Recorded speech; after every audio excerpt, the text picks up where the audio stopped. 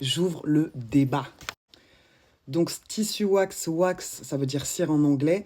En gros, ça vient d'où? On va dire que c'est une technique, on va dire parce que je ne suis pas historienne. Hein. À la base, le wax, c'est vraiment faire des motifs, pardon, avec de la cire, teindre ensuite les tissus et enlever la cire, ce qui fait que ça donne de beaux motifs. Donc, à la base, c'est ça. Donc, ça, c'est une technique, ça vient d'Indonésie, sur l'île de Java. Donc, je crois que la ville la plus connue, c'est Jakarta. Les Anglais, pas les Anglais, comment ils s'appellent? Les Néerlandais au 19e siècle, ils sont venus là-bas, ils ont vu cette technique-là, ils ont dit c'est bien, on va la ramener chez nous. Ils ont essayé de vendre ça aux Indonésiens parce que en fait, ils faisaient beaucoup plus de quantité. Et les Indonésiens, ils ont dit non.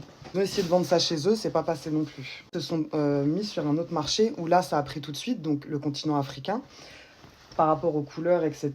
Et l'accessibilité aussi des tissus. Maintenant, moi, je suis pas d'accord quand on dit le wax occidental, parce que la création même, cette idée-là, elle provient pas, en fait, de l'Occident à la base.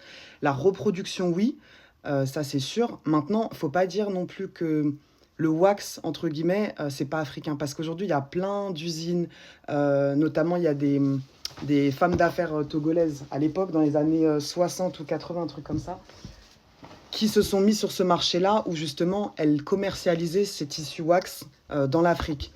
Donc, c'est des femmes noires qui se sont enrichies donc pour justement développer leur propre business. Et ça, c'est pas rien. Je viens de rechercher en même temps parce que j'avais plus le nom. Elles s'appelaient les Nana Benz.